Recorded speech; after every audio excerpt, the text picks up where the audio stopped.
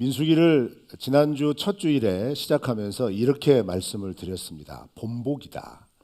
이 땅을 살아내면서 하나님의 백성이 하나님의 백성답게 살아낼 수 있도록 광야의 삶을 통하여 하나님께서 우리에게 일러주시기 위해 기록한 성경이다. 이렇게 말씀을 드렸습니다. 그래서 우리는 지난 한 주간 동안 1장부터 4장까지를 묵상하고 오늘 본문 말씀이 5장에 이르게 되는데, 하나님의 백성으로 살아내기 위하여 하나님께서 구체적으로 차츰차츰 계획을 가지시고 진행을 하실 때, 민수기 1장부터 2장은 싸움에 나갈 만한 20세 이상의 남자의 숫자를 셉니다. 군대를 조직했다는 거죠.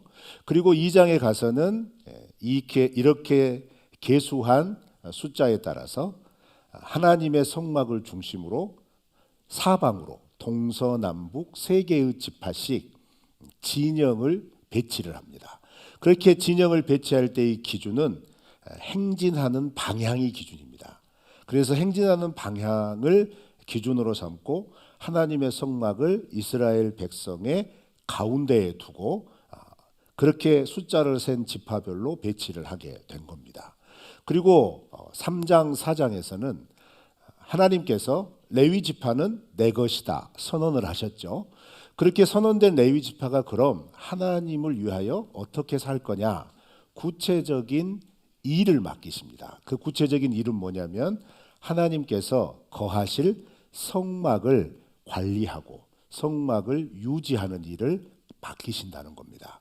그렇게 성막을 중심으로 레위 지파에는 세 개의 가문이 있습니다. 그 세 가문이 각각 어떤 일을 맡을 것인지를 잘 설명하고 배치하는 부분이 3장과 4장입니다. 그러면 이 1장부터 4장까지의 내용이 가지는 굉장히 중요한 메시지가 있는데요. 하나님 나라 백성이 하나님 나라의 백성으로 살아나기 위해서 하나님이 먼저 조직을 갖추셨는데, 그 조직은 하나는 군대 조직이고 하나는 제사장 조직이라는 겁니다. 겉으로 보기에 막강한 군대를 가지고 있다면 얼마나 안심이 되겠어요? 실제로 이스라엘 백성들 군대 조직하려고 계수를 해보니까 어마무시하죠. 60만이 넘습니다. 별로 안 놀라시는데 우리나라 군대 지금 60만 될까 말까 하죠. 이 60만의 상비 군대가 편성이 된 겁니다. 그런데 이 군대가 있으니까 이제 가나안 땅에 곧바로 쑥 들어가 가지고 하나님이 주신 그 가나안 땅 취해서 거기에 거하면 되겠구나 이렇게 생각하지만, 사실은 하나님께서는 이 군대를 조직하시고 곧바로 출정하지 않으십니다. 이 군대 조직과 더불어서 레위 지파 조직을 하시는데, 이 레위 지파 조직을 하시는 중요한 의미가 있어요. 그건 뭐냐면 레위 지파 조직은 제사장의 제사장 업무를 돕는 조직으로도 구성을 하셨다는 거죠. 그러면 제사장의 업무가 굉장히 중요한데, 이 제사장은 왜 존재하냐면, 첫 번째는 거룩하신 하나님과 함께 거하려면 그 하나님의 거룩하심 때문에 그 함께 거하는 백성들도 거룩해야 돼요. 그런데 만약 그의 삶 가운데 이 거룩함이 없이 죄가 조금이라도 들어가면 하늘에서 그 죄에 대한 심판이 내립니다. 그러면 그 심판을 누가 중재를 하느냐? 하나님께서 이 세상 모든 사람들은 이 죄에 대하여 감당할 사람이 없다는 거예요. 그래서 하나님이 특별히 제사장을 따로 구별하여 세우시고, 너희들은 이제 제사장이다, 나의 사람이다, 구별하신 거예요. 정하신 거예요. 그리고 너희들의 임무는 뭐냐면 사람들이 죄 때문에 거룩하신 하나님 앞에서 죽임을 당하지 못하게 하여라는 겁니다. 그래서 죄의 문제를 하나님과 사람 사이에서 연결시켜서 해결하고 회복시켜주는 역할을 제사장에게 맡긴 거예요.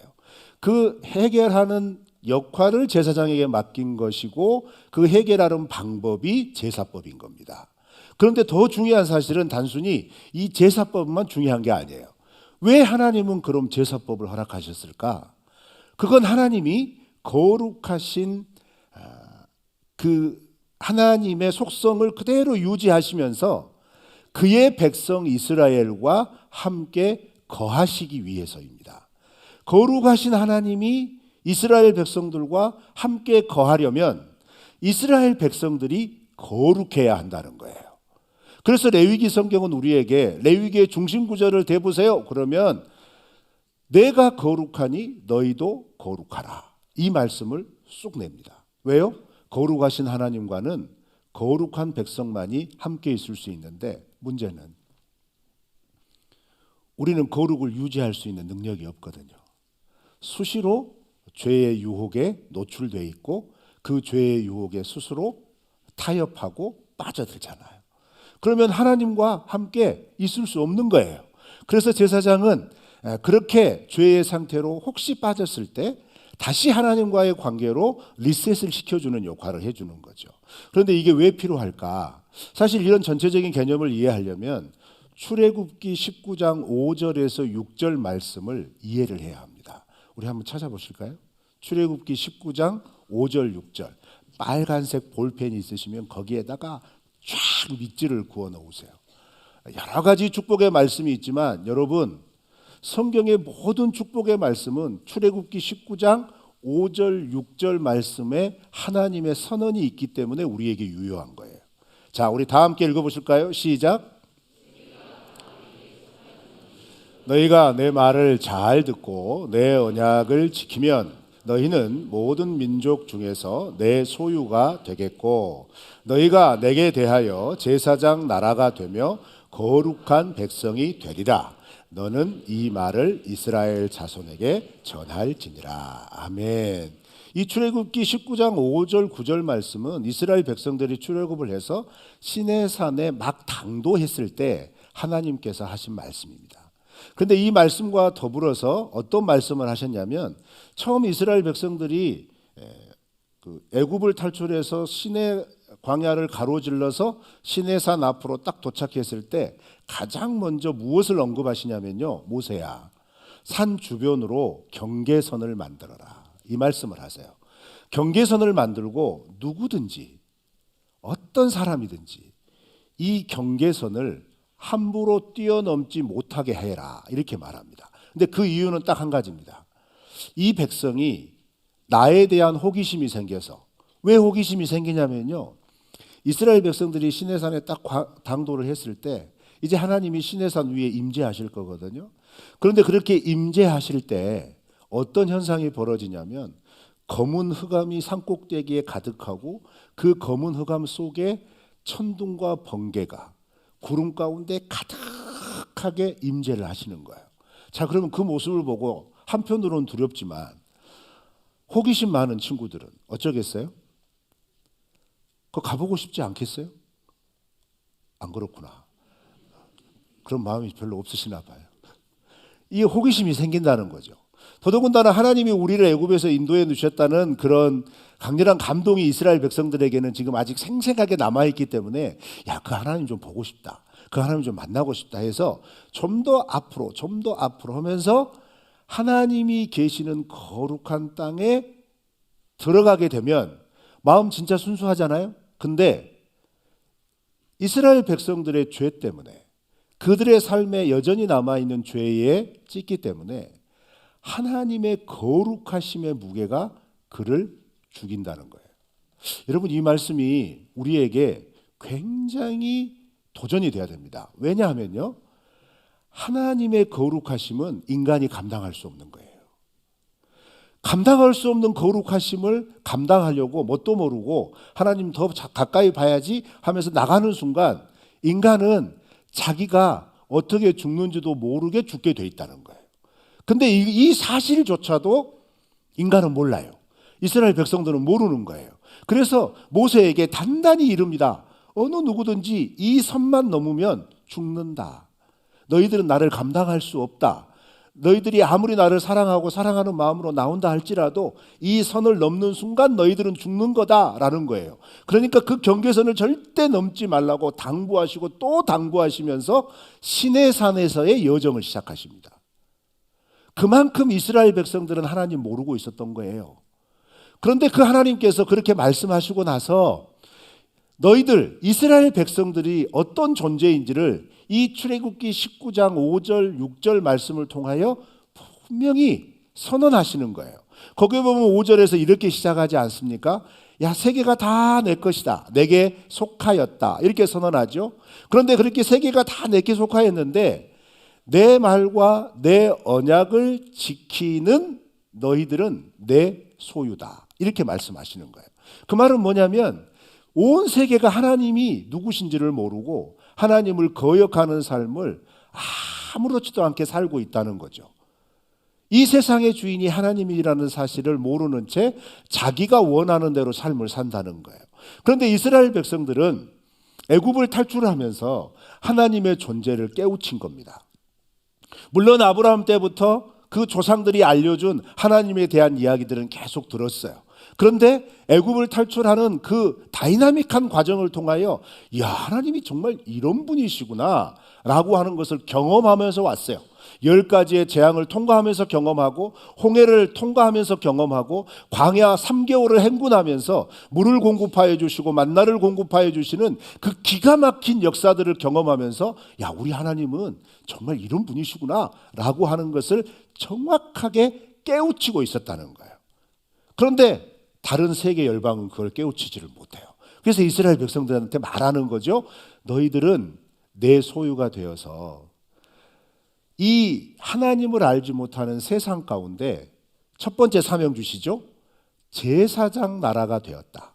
이 6절 말씀에 나와요. 제사장 나라. 제사장 나라가 뭡니까? 하나님과 이 세상을 연결시켜 준다는 거예요. 그리고 제사장 나라가 되어서 이 세상 가운데 어떤 모습으로 하나님을 연결시켜 줘야 되느냐? 거룩한 백성으로 연결시켜 줘야 한다라는 겁니다. 그 놀라운 정체성을 출애굽기 19장 5절부터 6절 말씀을 통하여 선언을 하신 거예요. 그리고 이 선언하신 대로 이어지는 출애굽기의 내용, 레위기의 내용, 민수기 내용은 이 말씀하시는 것을 그대로 만들어가는 과정입니다. 그래서 너희가 내 말과 내 언약을 지키면 내 소유가 된다라는 이 말씀처럼 곧바로 20장부터 23장까지 언약식을 해요. 언약식. 그래서 하나님과 이스라엘 백성들이 하나님이 우리의 하나님, 하나님이 이스라엘 백성의 하나님이라고 하는 언약식을 딱 선포한 겁니다. 그렇게 선포하고 나서 그 다음에 언약했으니까 내 말을 어떻게 들어야 되는지 너희들이 내 말을 알아야 되지 않겠니? 하면서 율법을 선포해 줘요. 그리고 율법을 선포한 다음에 이 율법을 어떻게 지키고 나가야 될 것인지를 먼저 이야기하기보다 이 율법을 지키는 과정에서 너희들이 반드시 실수할 거다. 잘 지키지 못할 거다. 그러면 어떻게 다시 하나님의 거룩한 백성으로 되돌아야 하는지 그 일을 감당할 제사장을 세웁니다. 그리고 그 제사장을 세워서 하나님의 거룩하심을 유지할 수 있는 중요한 처소를 마련하게 하죠. 그게 성막이에요. 그래서 출애굽기 이야기는 성막을 완성하고 끝나는 겁니다. 그리고 성막을 완성하고 봉헌을 한 다음에 레위기의 이야기는 뭐예요? 실제로 거기에서 어떻게 거룩성을 유지하며 나갈 건가를 세세하게 제사장부터 가르칩니다. 그리고 백성들에게 또 출애굽기에서 선언했던 율법의 말씀을 풀어줘요. 자세하게. 그게 레위기 말씀이에요. 그러니까 보세요. 출애굽기 레위기까지는 벌써 하나님께서 언약도 맺어주시고 그 다음에 제사장도 세워주시고 성막도 만들어주시고 율법도 자세하게 풀어주신 거예요. 그걸 다 풀고 나서 민수기에 딱 넘어오면서 이제 하나님의 나라의 조직을 갖추기 시작했는데 그게 먼저 군대를 조직하고 그 다음에 제사장 조직을 원활하게 이끌어갈 수 있도록 목적은 하나입니다. 제사장은 제한이 있어요. 숫자에 제한이 있어요. 백성들은 훨씬 많죠. 그 백성들이 하나님 앞에 나와서 거룩함을 유지하기 위한 그 일을 감당할 때 그 작은 제사장으로 그 모든 거룩하게 하는 절차를 감당할 수 없는 거죠. 그래서 레위 지파를 하나님께서 나의 소유다 선언하시고 레위 지파를 통하여서 제사장을 돕게 하는 거예요. 그게 3장 4장의 내용입니다. 그러면 이제 다 된 것 같아요. 싸울 군대도 됐고 하나님 앞에서 하나님과 거룩함을 유지할 수 있는 제사장 조직도 다 마련을 했단 말이죠. 하나님과 함께 동행할 수 있는 모든 체계가 다 준비가 된 것 같아요. 그러면 바로 가나안 땅으로 출발을 해야 되잖아요. 그런데 민수기 10장까지 여전히 시내산 광야에 머무릅니다. 왜냐? 백성들이 되어져야 할 부분을 아직 가르치지 않았어요. 그게 뭐냐? 이렇게 하나님이 이스라엘 진 가운데로 들어와서 거룩하신 하나님과 함께 동행하려면 이스라엘 백성들이 거룩해야 한다는 거예요. 하나님의 백성다운 삶을 살려면 이 거룩함을 유지하기 위해 어떻게 할 거냐? 그것이 5장부터 10장의 내용입니다. 근데 오늘 처음으로 하나님이 언급을 하시는 거예요. 그러면 여러분 1장 4장 내용은 조직을 구성하는 거니까 놔두고 구체적으로 이제 하나님 나라 백성으로 살아갈 삶이 어떤 삶이 돼야 되느냐 하면서 가장 첫 번째로 언급하시는 거예요. 오늘 본문 말씀이. 제가 한 번씩 말씀드리잖아요. 성경의 기록상 강조할 때 그 순서가 앞에 나와 있는 것이 가장 중요하다고. 그렇죠? 그러니까 5장 1절부터 10절, 특히 1절부터 4절 말씀이 가장 중요합니다. 하나님의 백성으로 살아내려면 이렇게 살아가라라는 거죠. 자, 우리 2절 말씀을 한번 다 같이 읽어 보실까요? 시작.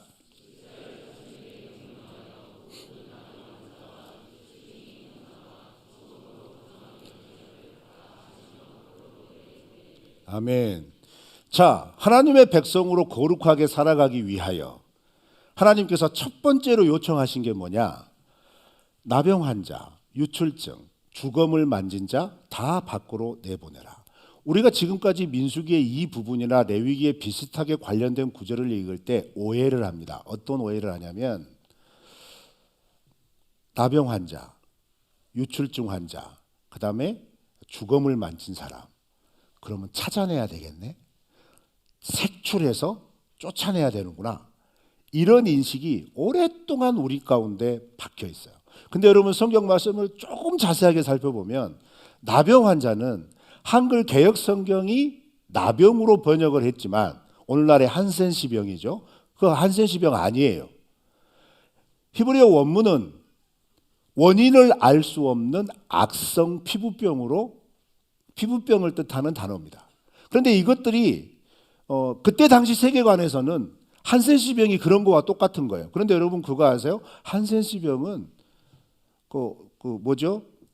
이렇게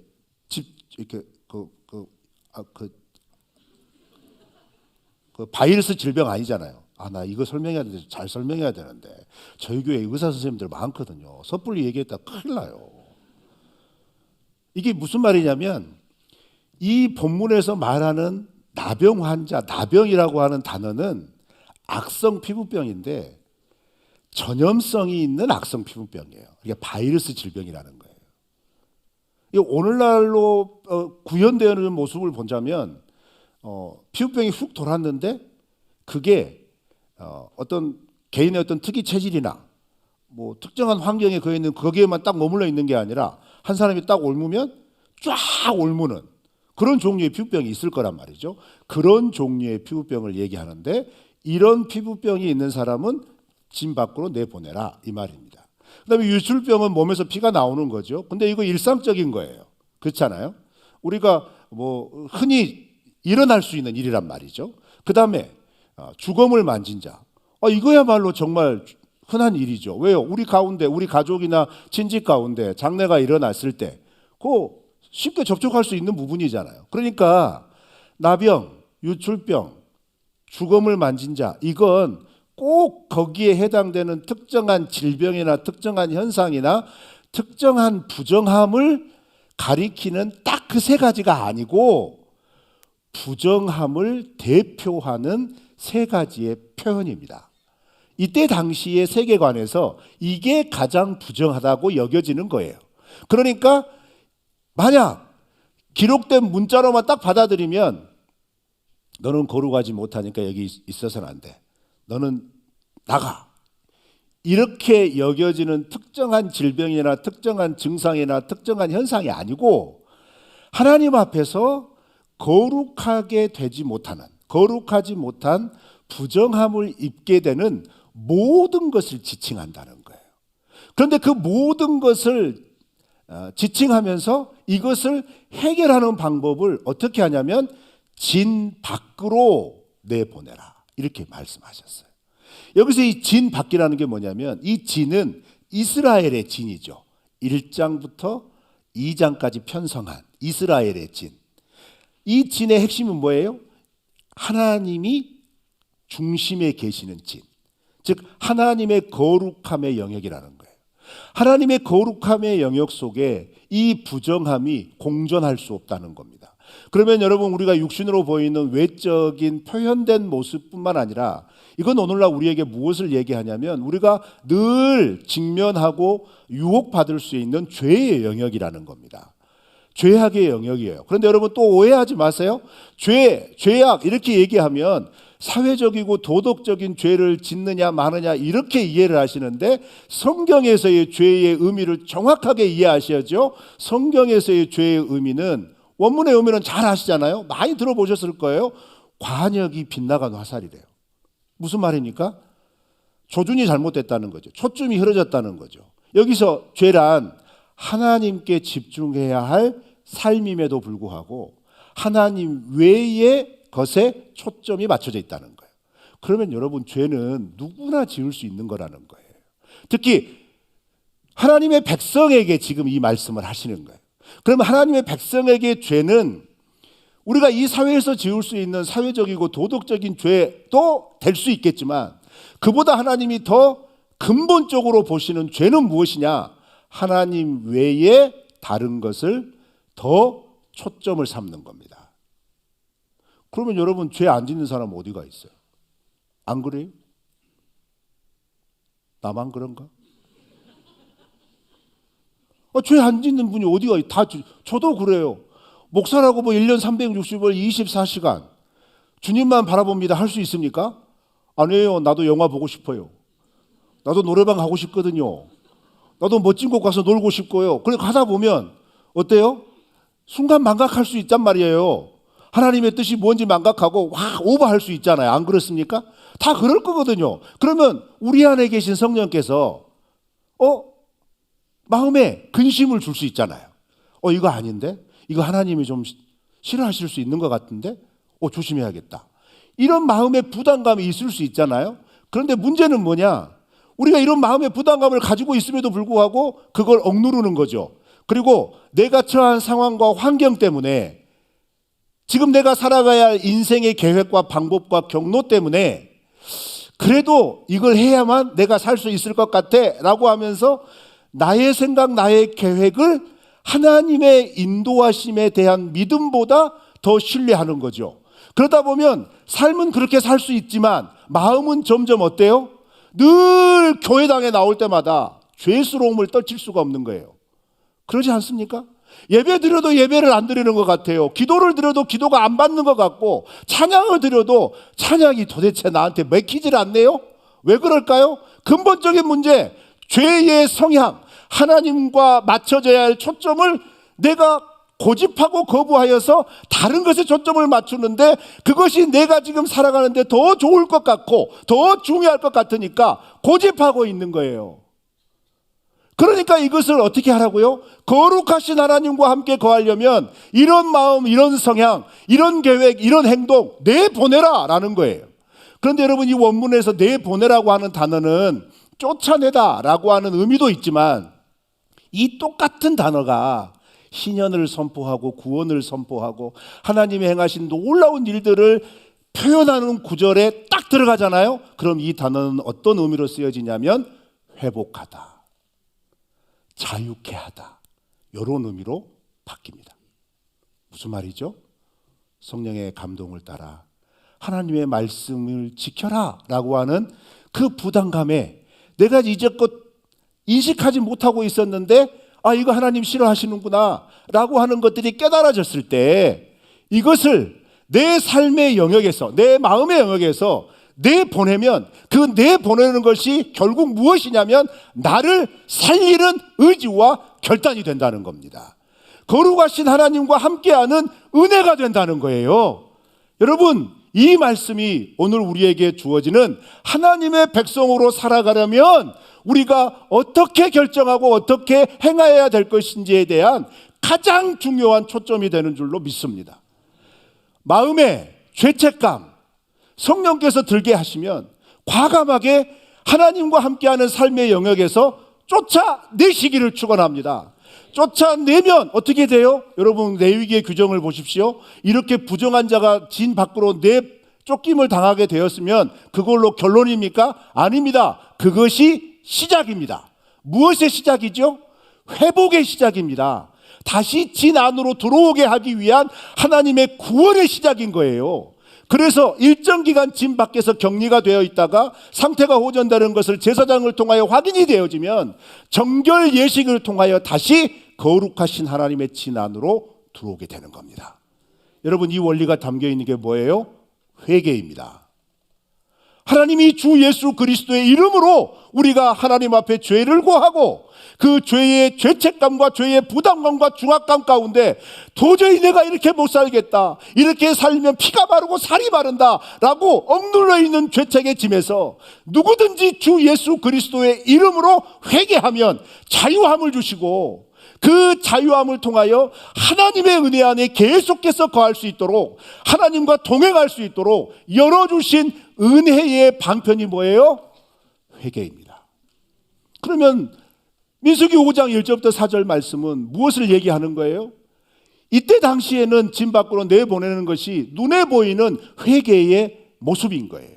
오늘날 우리는요, 성령께서 우리에게 죄에 대한 강력한 부담감을 주실 때 그 주시는 마음 흘려보내지 마시고 예수님의 이름으로 내 삶의 영역에서, 하나님과 함께하는 모든 영역에서 이 죄악의 모습과 습관을 내보내고, 그렇게 내보낸 내 자신 속에 하나님의 은혜의 말씀, 은혜의 회복의 은혜들이 차 올 수 있도록 기대하고 소망하며 다시 거룩하신 하나님과 동행하는 것을 회복케 하는 것, 그것이 거룩한 하나님 백성들이 하나님의 백성으로 살아가는 모습인 줄로 믿습니다.